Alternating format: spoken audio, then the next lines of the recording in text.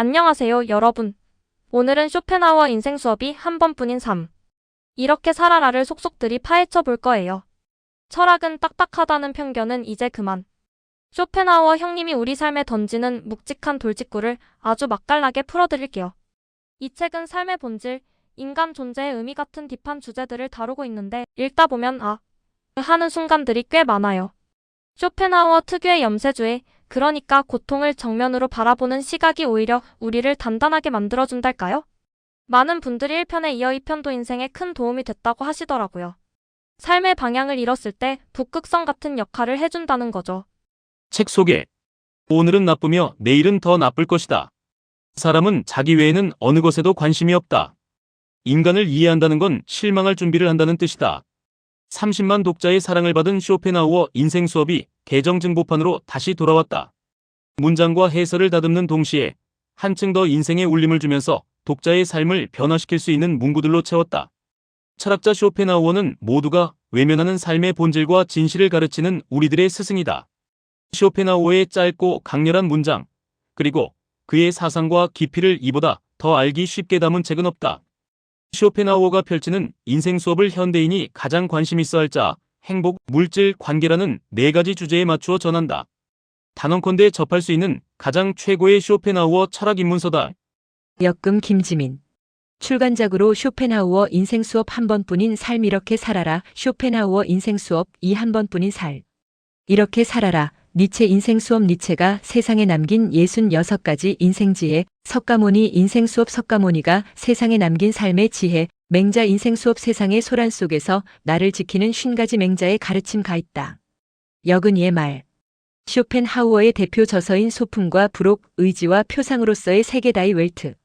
엘즈 윌 언드 VORSTELLUNG 등 다양한 아포리즘과 에세이를 엮었습니다. 때로는 현대시대에 맞게 재해석한 글도 있습니다. 쇼펜하우어의 철학을 통해 많은 사람이 자신의 문제를 다루고 내면의 평화를 찾는 데 도움을 얻기를 바랍니다. 목차.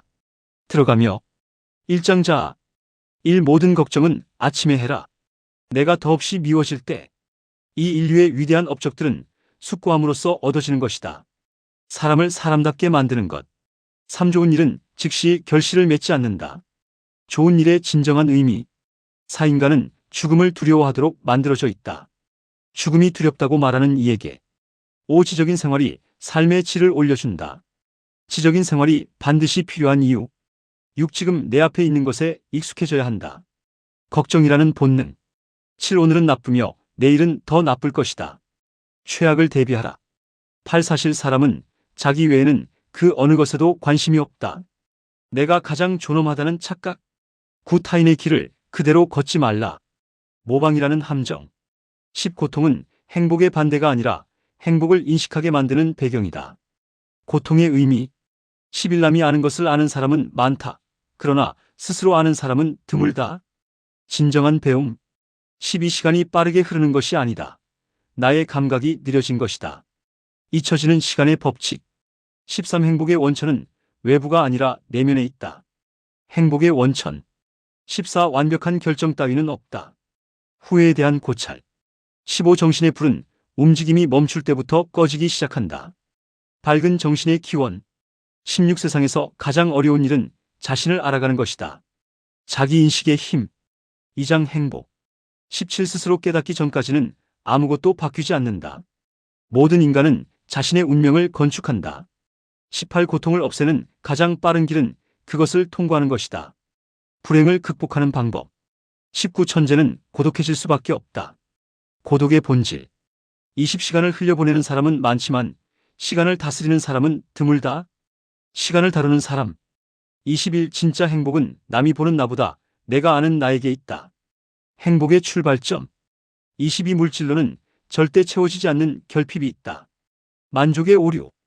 23. 내가 돈을 다루지 못하면 돈이 나를 다룬다. 돈의 의미. 24. 충분히 생각하되 결정은 빠르게 해야 한다. 생각과 결정. 25. 진짜 절제는 잃는 게 두려워서가 아니라 지켜야 할 이유를 알아야 할 수 있다. 올바른 절제. 26. 인간이 망하는 이유는 지루함 때문이다. 고통보다 무서운 것. 27. 젊은 날의 고통을 두려워하지 말라. 그것이 훗날 나를 지킬 무기가 된다.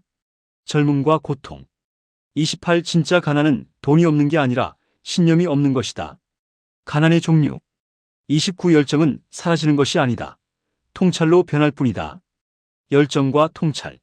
30. 칭찬은 달콤한 독이며 인간을 달래는 사슬이다. 칭찬의 중독성. 3장 물질. 31. 시간을 어떻게 사용하느냐가 그 사람의 수준을 말해준다. 삶의 질.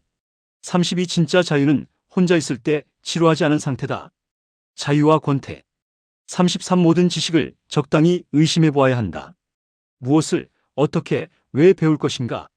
34. 가장 강력한 즐거움의 원천은 건강이다. 모든 행복의 기초. 35. 인간은 이성으로 사는 것이 아니라 의지로 살아간다. 생명의 근원. 36. 성격은 바뀔 수 있어도 본성은 바뀌지 않는다. 타고난 본성. 37. 인간을 이해한다는 건 실망할 준비를 한다는 뜻이다. 이해와 실망. 38. 남을 미워하는 마음보다 자신을 부끄러워할 줄 아는 마음이 더 인간답다. 타인의 결함과 자신의 결함. 39. 모든 인간의 마음속에는 야수가 하나 숨어 있다. 지성의 역할.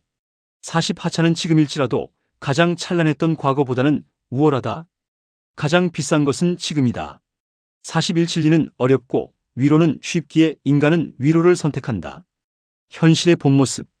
42. 몸이 먹은 음식의 5분의 1만 흡수하듯 곱씹지 않는 독서는 아무것도 남기지 않는다. 올바른 독서. 43. 어릴 때 심은 믿음이 평생의 사고를 결정한다.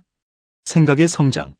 44. 유행은 시끄럽고 짧다. 진짜는 조용하고 오래간다. 시간의 판정. 45. 지식을 자랑하는 사람보다 모른다고 말할 줄 아는 사람이 더 현명하다. 진정한 지혜. 사장관계. 46. 언제나 곁에 있어주는 사람이 친구다. 진정한 우정. 47. 명예와 체면은 가장 교묘한 거짓이다. 종이로 만든 왕관. 48. 자식의 성격을 결정하는 것은 부모다. 가족이라는 전쟁터. 49. 과도한 관계 의존도 일종의 질병이다. 관계라는 질병. 50. 배울 점이 하나라도 있는 친구를 사귀어라. 진짜 친구와 가짜 친구. 51. 사람의 얼굴에는 살아온 삶이 새겨져 있다. 영혼의 기록. 52. 인간관계는 많을수록 불행하고 단순할수록 평온하다. 불행이 자라나는 곳. 53. 동물은 자기 삶을 연기하지 않는다. 인간만이 연기를 한다. 동물과 인간의 차이. 54. 익숙함에 안주하는 순간 모든 것은 정지한다. 마비된 평온. 55. 소중할수록 무심해야 관계가 오래간다. 감정의 간격. 56. 누군가의 잘못을 그냥 잊는다면 그는 반드시 같은 잘못을 또 저지른다. 용서의 모순. 57. 때로는 믿는 척을 하고 때로는 믿지 않는 척을 해라. 본성의 수싸움. 58. 분노나 징후를 보이는 가장 좋은 방법은 차가움이다. 침묵이라는 경고. 59. 행복도 감당할 준비가 된 사람에게만 온다. 행복할 준비. 60. 인간은 잊히는 것을 두려워하지만 진짜 두려워해야 할 것은 무감각한 삶이다. 존재의 의미. 출판사 서평.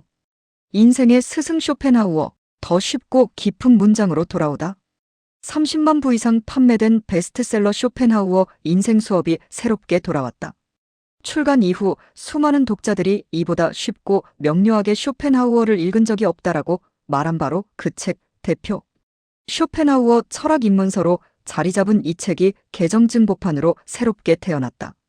기존 판본이 쇼펜하우어의 사상과 깊이를 알기 쉽게 담는데 주력했다면 이번 개정증보판은 그 핵심을 오늘의 언어로 다시 다듬어 현대 독자가 더 가깝게 받아들일 수 있도록 했다. 철학적 맥락과 문장 리듬을 조정해 가독성을 극대화했으며 일부 인용문과 해설은 원전의 의미를 더 충실하게 담도록 보완했다. 자아와 행복, 물질과 관계라는 4가지 주제를 중심으로 한 구성은 그대로 유지하되 그 속의 해석과 예시는 더 풍부하고 섬세해졌다. 쇼펜하우어의 철학의 본질은 그대로 유지하되 현대인의 고민과 일상의 언어로 다시 되살려내었다. 오늘은 나쁘며 내일은 더 나쁠 것이다.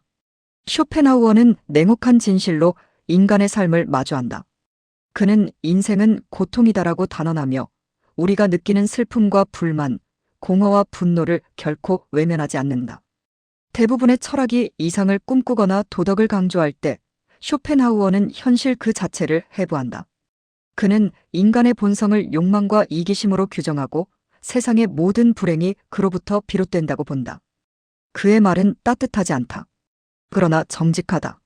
사람은 자기 외에는 어느 것에도 관심이 없다.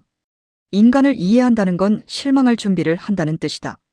그의 문장은 단 한 줄로 인간의 가면을 벗기고 우리가 도망치려 했던 삶의 실체를 정면으로 바라보게 만든다. 쇼펜하우어 인생 수업은 이런 강렬한 문장을 중심으로 그 속에 담긴 철학적 뿌리를 차근차근 해설한다. 철학을 모르는 독자도 그의 사유의 흐름을 따라가며 자연스럽게 이해할 수 있도록 문장 하나하나의 배경을 친절하게 풀어낸다. 이 책은 쇼펜하우어를 처음 접하는 사람에게는 철학의 문을 여는 가장 쉬운 입구, 이미 그의 이름을 알고 있는 사람에게는 그 사상의 핵심만을 다시금 분명히 새겨넣는 길이 될 것이다. 유행이 아닌 꾸준히 계속 읽히는 이유. 한번 일어난 쇼펜하우어 열풍은 좀처럼 사그라들지 않고 있다. 최근 몇 년간 온라인에서 그의 문장은 반복하여 소비되었고 수많은 책과 콘텐츠가 그의 이름을 달고 나왔다. 그러나 대부분은 단편적인 인용에 그쳤다. 이 책은 그런 유행의 표면을 넘어 왜 지금 우리가 쇼펜하우어를 읽어야 하는가라는 근본적인 이유를 보여준다. 인간의 고통은 시대를 가리지 않는다. 경제적 불안, 관계의 피로, 자존감의 흔들림, 허무감과 무력감, 그 모든 것은 시대가 바뀌어도 사라지지 않는다. 쇼펜하우어는 바로 그 지점에서 출발한다. 그는 고통이 삶의 본질임을 인정하라고 말한다. 그 사실을 받아들이는 순간 우리는 더 이상 흔들리지 않는다. 그의 철학은 절망의 언어가 아니라 무너지지 않는 삶의 태도를 가르친다. 이 책이 사랑받은 이유는 단순히 쉬워서가 아니다. 그가 말하는 세계의 냉정함 속에서 독자들은 오히려 위로를 받는다. 그 문장은 냉소처럼 들리지만 사실은 오히려 현실을 견디게 하는 힘이다. 쇼펜하우어 인생 수업은 철학을 공부하는 책이 아니라 철학을 통해 어떻게 살아갈 것인가를 배우는 책이다. 누군가의 위로에 기대지 않고 스스로에 대한 깊은 이해로 자신의 발로 이 세상에 굳건히 서는 법을 가르쳐준다. 삶의 고통을 미화하지 않고 그것을 견디며 나아가는 태도, 바로 그 지점에서 쇼펜하우어의 철학은 오늘날에도 여전히 유효하다. 철학은 삶 그 자체다.